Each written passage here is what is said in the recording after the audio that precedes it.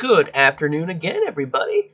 We're recording this on the same day on a Sunday, so we're basically doing a doubleheader here. I'll release this tomorrow, meaning Monday, of course. Good to see you all again. We're going to continue our examination of hanging pawns with a classic from my boy Vladimir Kramnik. Just some quick background on myself. I took a break from chess starting around 2009 or so. I was playing a lot of World of Warcraft, and I was engaged at the time, so I wanted to spend more time doing that and spending time with my then fiance. That was a huge mistake, but anyways. Came back to chess in 2012 with a certain raft of goals that I wanted to achieve. I wanted to break 2400 for the first time. I wanted to win my state's championship for the first time. Just specific goals that I had in mind.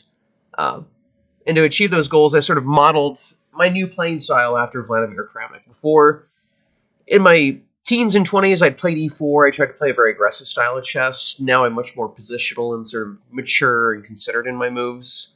And Vladimir Kramnik is the perfect role model for that, because he has very clinical, precise, scientific style. And if you play the Ready or the Catalan or really any of the flank Kingside Fianchetto openings, his games are completely indispensable to understanding those properly. But towards the end of Kramnik's career, when he sort of he lost the London candidates in 2012, failed to gain the right to face Vichy Anand for the world's title. After that, it sort of seemed like he played chess for the sheer pleasure of it, rather than genuinely trying to reach the top of the mountain again. And he took on a much more aggressive style of chess, which the last couple years of his career, he definitely went overboard and played some downright tragic games. But then there's a game like this in 2014 where it sort of meshed perfectly with his clinical, precise style of play and created a true masterpiece. So this is his game against Kramnik-Mista in the Qatar Masters in 2014. One knight f3, that's sort of what Kramnik's notorious for playing. g3. Nice part about the Ready, there's a million move orders with which you can reach it. If you want to play a Ready, it's pretty hard for Black to stop you from playing a Ready. So Kramnik gets his way to it. Of course, here, White could still play d4, and we could get into a Catalan. Of course, Kramnik is very well known for being a Catalan advocate. In the early, in late aughties and the early teens of this millennia, he was deeply involved with creating a lot of foundational modern theory for the Catalan. Even that got a bit much for Kramnik, and towards the end of his career, he definitely had a lot more dalliances with the Ready than otherwise. So, c5, very normal move. b6, normal move. In my opinion, d4 is probably the critical move here. If I play this way as Black, it's what I would personally play. This goes in for a modern Benoni or Benko structure where Black is actually 2, possibly even 3 tempi down. He's a tempo down because he's Black, and he's playing a reverse opening. And he's going to be another tempo down from playing e6 and then inevitably e5. Now, why would Black go into a reverse opening with that many moves down? He's going to say that the reversed tempi have been invested in this bishop coming to b2. And that, therefore, it's not actually a loss of time. Actually, it's a huge misplace of a piece for White to have this bishop on b2. I think there's some truth to that. I think this bishop on b2 ends up being a pretty poor piece. In fact, in a lot of these structures, I'll just give a couple quick moves here of the theory. e1. This is sort of a basic position for the reverse modern Benoni. A lot of these positions, White's going to play bishop a3 to just try to trade this piece off for its Black counterparts, just so it's not staring at the granite on d4. So, personally, I think this is a perfectly valid way for Black to play. It's the way I would play if I were playing this as Black. Gain space when you can. That's sort of the basic thematic idea there. You always want to be fighting for central space, but b6 is a perfectly good move. Knight c3, that's the most complex way of playing. cx d5 has been given in a couple of repertoire books. This is a very boring way of playing. This is sort of the basic position for that choice. This is just a wee bit of a rat hair of slightly better for White, but it's really nothing at all. Basically, White's going to try to claim his pieces are slightly better placed than Black's. That's not too much. The pawn structure is symmetrical, so it's really hard for either side to make much of anything here. Knight c3, in my opinion, just better. It keeps more tension in the position. Bishop e7, e3. And then this is the basic ready tabia that we've looked at for the past couple of games. Queen c7. This is the second most popular option. It gets the queen off this potentially tendered d-file. It could potentially open up after d4. And the queen on the c-file sort of stares at the impending opening up of the pawn on c4. So those are all good things. The bad thing is it exposes the queen a little bit to potentially knight b5 immediately, or after d4, a rook coming to c1 could potentially attack a black queen as well. The most popular move here is rook c8. In my opinion, it's not even the best move. It's the most popular move. This is specifically aimed against d4, because it puts that rook on the c-file to immediately stare at that potentially weak c-pawn. The downside is it does absolutely nothing against white's other plan in this position of a kingside pawn storm. So, most popular continuation for white, knight e1 here. And that makes the way for the f-pawn. White's going to continue with f4, g4, and either f5 or g5, depending on circumstances. And white has a pretty nice initiative here. I would take white every time from here. Queen c7, a little bit more flexible. It gets the queen off the d-file. It's not a terrible move. Knight b5 immediately hits that queen. Not bad at all.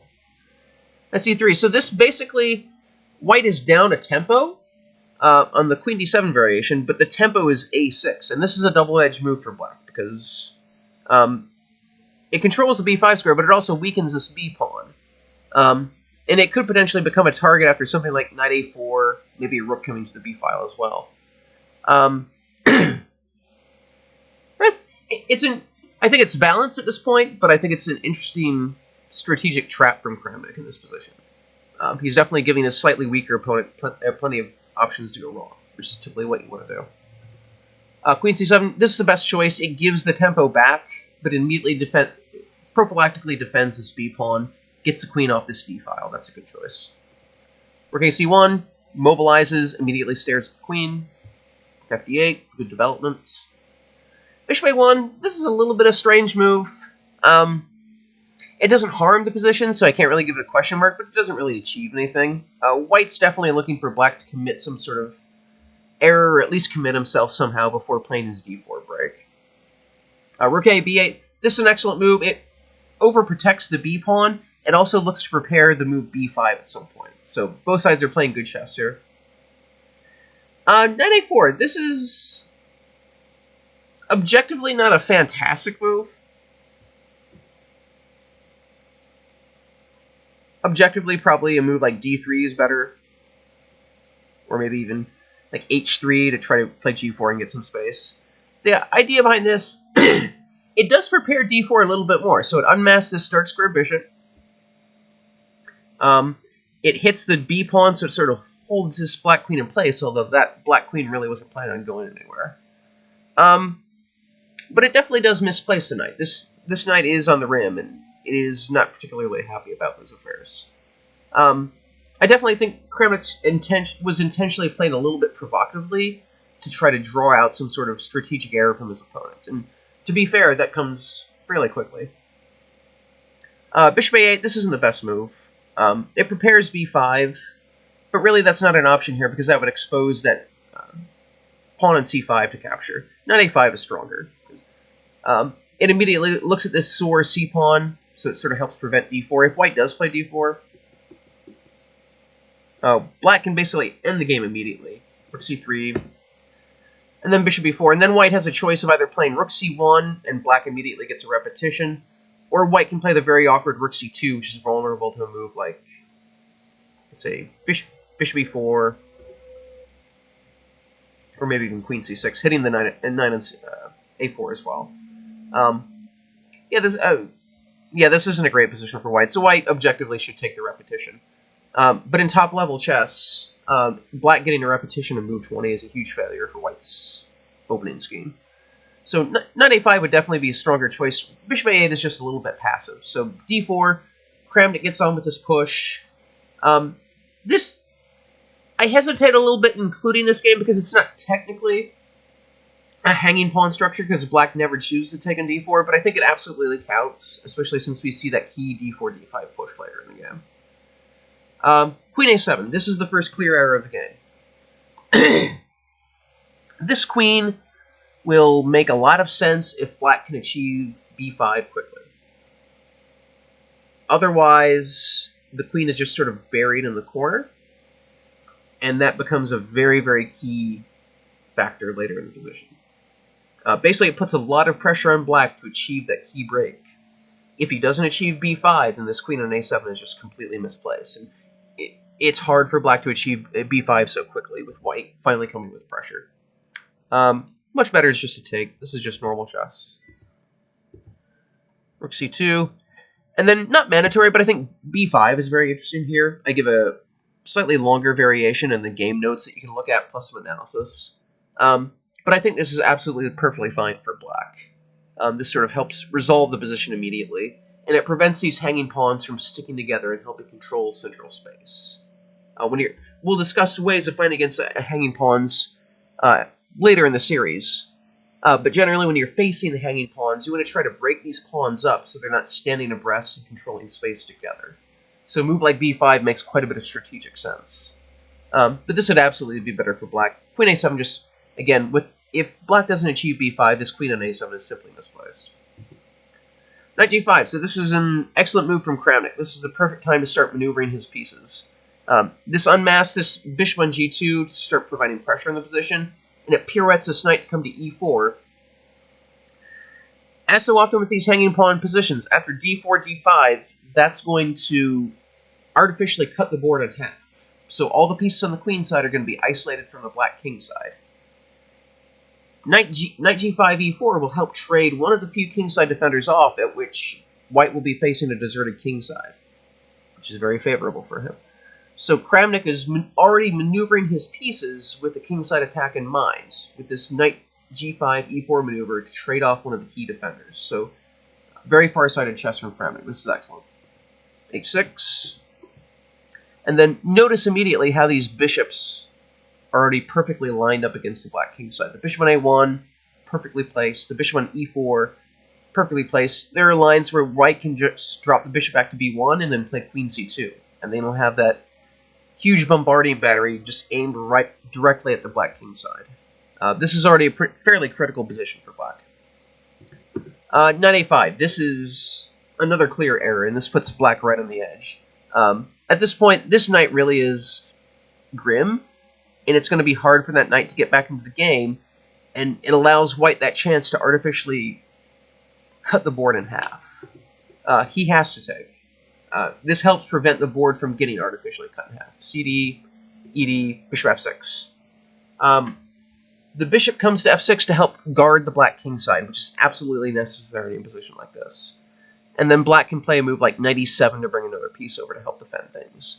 I think white is still slightly for choice here, but this is a game. This is a fight. Whereas knight a5 just meets the obvious d5.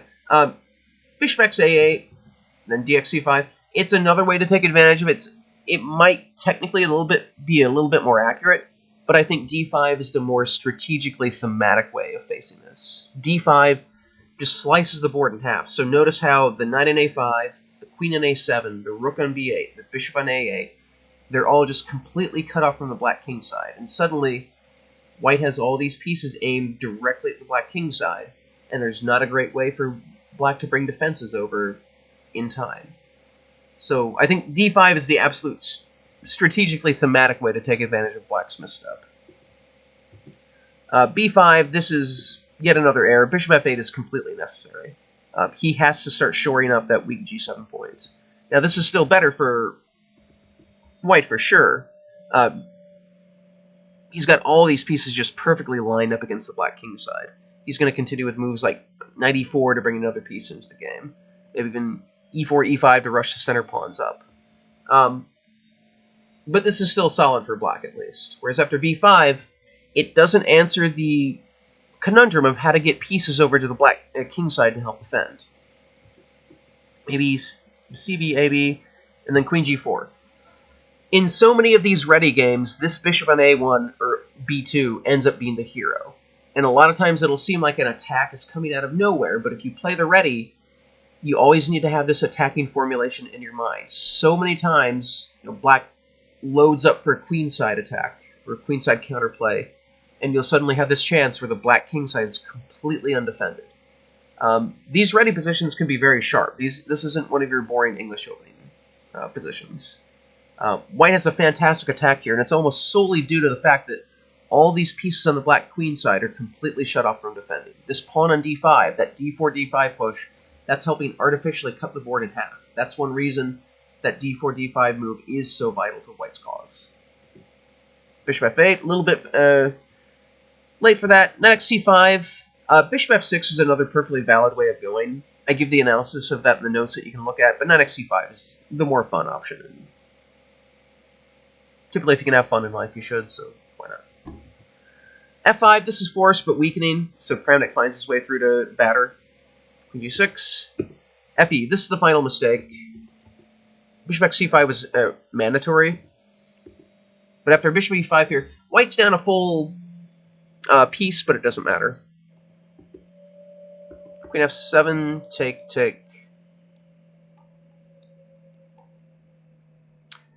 And then probably just d6. Yeah, this is completely win for her. Sometimes the two pieces will be enough. Actually, it's probably better than that. Sometimes the two pieces versus the rook will be enough, but here White's going to have two pawns for along with the rook, plus the possibility of gaining more by attacking Black's weaknesses. Plus, Black's minor pieces are completely misplaced. They're stranded on the edge of the board. This is a technically winning position. But this is better. Black still has at least vague holding chance, although he's playing Kramnik in endgame, so probably not. But fx e4 allows a direct mate. So knight x e4. This mating construct with the bishop on a1, the knight on e4, and the queen on g6, this is very, very common for the ready opening when Black goes wrong. This is just a very thematic attacking construct that we'll be seeing here. So bishop a3, the bishop has to move because knight f6 and queen h7 mate was threatened. If the queen comes to f7, knight f6 anyways, and the queen has to take on f6. But then d takes. White has a million threats here. The most savage threat happens to be knight d7 check. That blocks off the guardianship of the g7 pawn after queen g7 check, queen x g7 check followed by mate. Queen b7, but White just blocks the mate. And then we see a very pretty mating construct from Kramnik here. Mista resigned at this point, which is sort of a shame, because this is a very pretty mating construct. This is all forced, but I gave the rest of the line in the game so you can see it. So the bishop has to block, queen g6, and queen f7 mate. All hail Kramnik. So really the key to this game was much earlier. So Black's downfall started with this queen a7 move, just because it is so... It locks this queen away from the rest of the battle. White's got that d4-d5 threat anyways to lock the board into two pieces, so artificially shutting his own pieces off to begin with is a huge deal. And then that d4-d5 move comes and completely sequesters any black pieces from defending the kingside. And Kramnik sees this immediately. That knight g5 maneuver is with a kingside attack in mind. And then suddenly he's got his bishops lined up at the kingside perfectly. And then d5. And at this point, even if Black plays his defense well, White has a very promising attack from this point. Just because this d4-d5 push, it is so key to everything that you're doing with the hanging pawns. Always be on the lookout for d4-d5 when you have the hanging pawn structure. It's the engine for your activity. It's what's activating your pieces. Look how happy this bishop on a1 is after d5. And none of these black pieces can get over in time. And as it plays out in the game, well, this is just already completely overwhelming for White's. And then White breaks through to a very pretty mating attack. So beautiful game from Kramnik. I think that's going to be our last game for looking at how to handle the hanging pawns. Next game, we're going to start getting into how to play against the hanging pawns. The games will be a lot less flashy, because typically when you're defending against the hanging pawns, you're looking to sap the dynamism from the position and then drag your opponent into an endgame. But I'll try to make the games as entertaining as possible. So, my name is John. I'll see you all later.